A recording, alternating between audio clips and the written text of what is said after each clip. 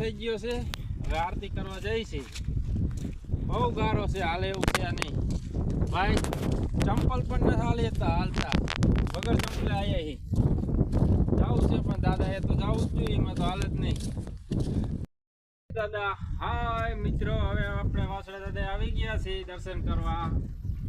ઘંટડી વગાડી દઈશું. જય વસરાજ દાદા.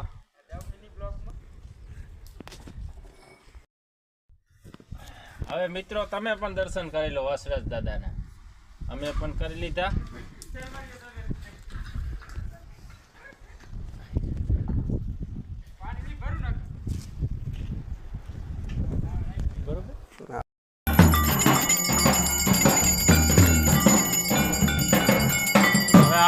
સમય થઈ ગયો છે મિત્રો. આરતી ઉતારવાની ચાલુ